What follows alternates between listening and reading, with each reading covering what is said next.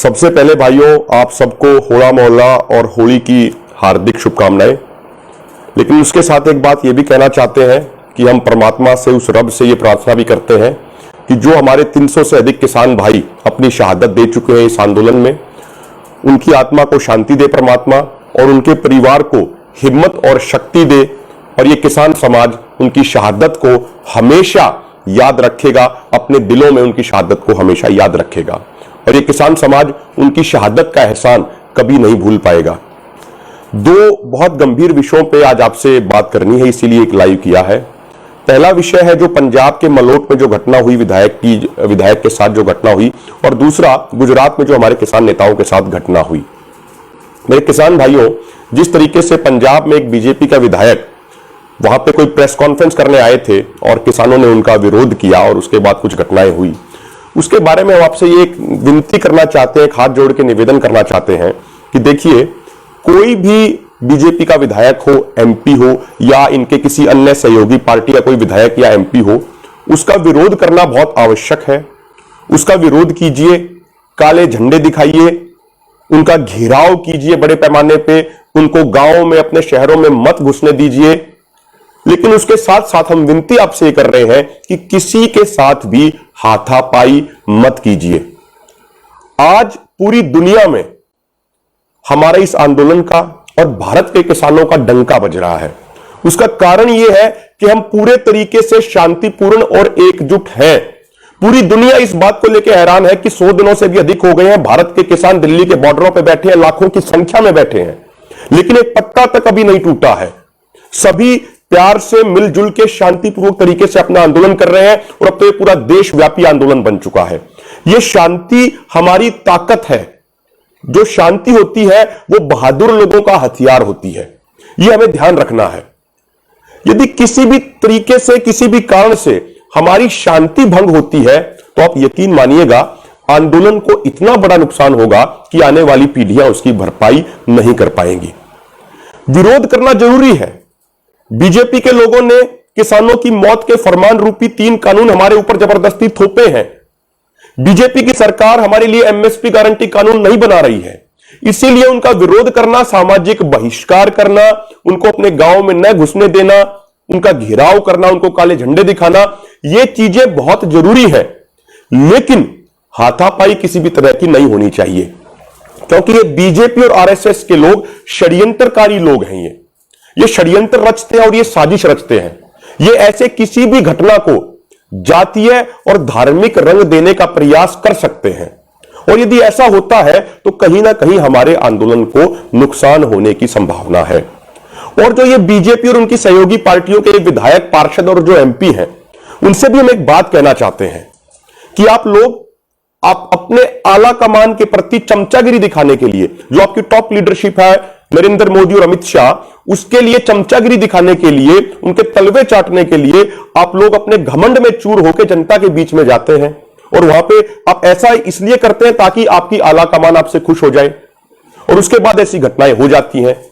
आप लोगों को भी यह समझना चाहिए कि जो आपकी पार्टी ने किसान विरोधी, जन विरोधी, नौजवान विरोधी, देश विरोधी नीतियां बनाई हैं, उन नीतियों के कारण देश के हर नौजवान, हर किसान, हर माताएं बहनों, हर बुजुर्ग में आपको लेके बहुत ज्यादा गुस्सा है, आपका बहुत ज्यादा विरोध है। और आप ये चमचागिरी करने की बजाय अपनी आला कमान को यह बताइए कि आपकी पार्टी का पत्ता पूरे तरीके से साफ हो गया है किसानों के बीच में, समाज के बीच में। लेकिन आप इससे उलट करते हैं। आप चमचागिरी करने के लिए, आप आला कमान के तलवे चाटने के लिए आप इस तरीके के काम करते हैं, और फिर ऐसी घटनाएं हो जाती हैं। तो आप भी जन विरोध को देखते हुए, किसानों के विरोध को देखते हुए इस तरीके की हरकतें मत कीजिए, और अपने घमंड से बाहर आइए, और यह स्वीकार कीजिए कि आपका बहुत ज्यादा विरोध है किसानों के बीच में, जनता के विरोध में, नौजवानों के विरोध में। यह याद रखिए कि घमंड तो रावण का भी नहीं रहा।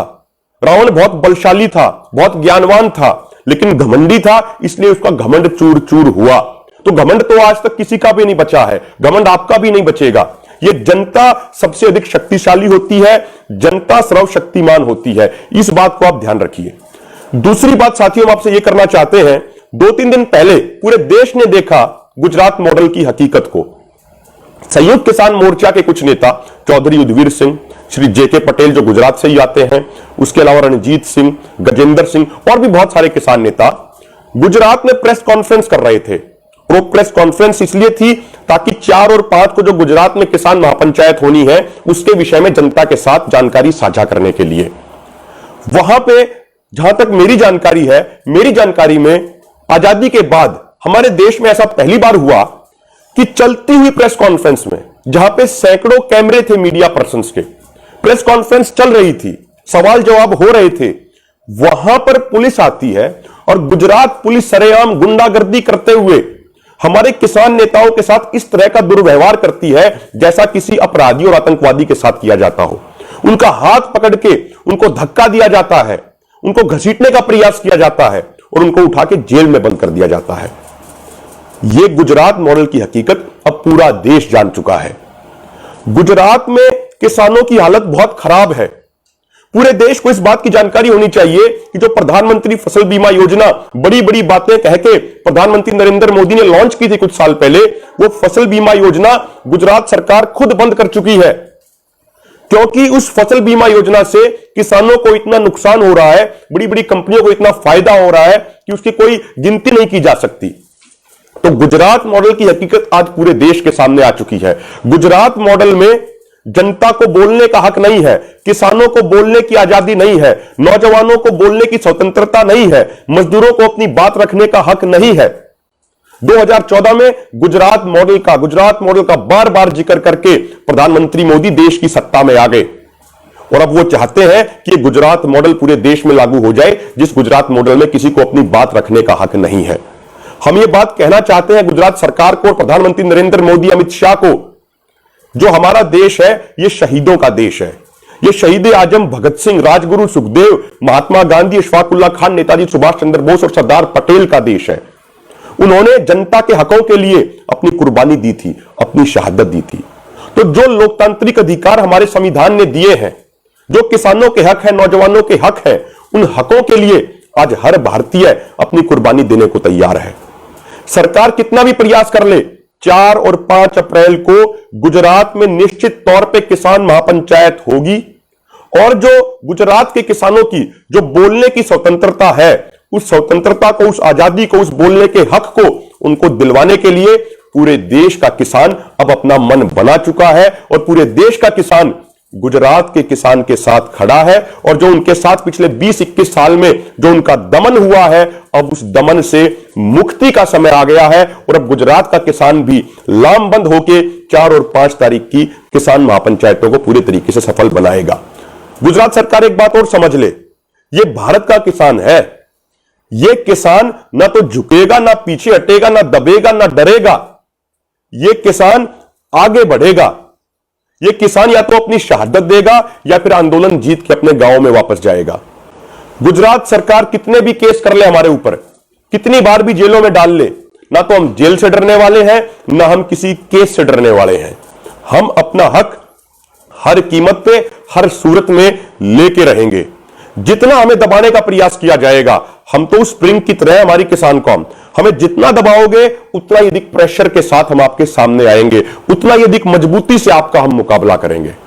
तो मेरे भाइयों, यही विनती है आपसे, फिर हाथ जोड़ के दोबारा एक ये विशेष विनती करना चाहता हूं, बीजेपी और उनके सहयोगी दलों के विधायकों, सांसदों का विरोध कीजिए, घेराव कीजिए, काले झंडे दिखाइए, उनको अपने गांवों में, शहरों में मत घुसने दीजिए। यह हमारा लोकतांत्रिक अधिकार है। लेकिन जैसा संयुक्त किसान मोर्चा ने भी अपनी प्रेस रिलीज में उस दिन कहा था, किसी के साथ हाथापाई मत कीजिए। किसी भी सूरत में हाथापाई नहीं होनी चाहिए, क्योंकि ऐसी जो कंडीशन बनती है, ऐसी जो सूरत बनती है, उसमें कई बार क्या होता है कि कुछ गलत तरह के लोग हमारे किसानों के बीच में घुस जाते हैं और वो कुछ और तरह की गड़बड़ करने का प्रयास करते हैं और बेवजह किसान समाज को फिर आगे समस्या क्रिएट हो जाती है। ऐसी बीजेपी और आरएसएस के लोग फिर किसान समाज को बेवजह बदनाम करने का प्रयास करते हैं। इसीलिए किसी के साथ हाथापाई मत कीजिए। विरोध करना हमारा लोकतांत्रिक अधिकार है, वो हम करेंगे। इनका सामाजिक बहिष्कार हम करेंगे। इनको अपने गांव और शहरों में नहीं घुसने देंगे, लेकिन शांतिपूर्वक तरीके से। जय जवान, जय किसान।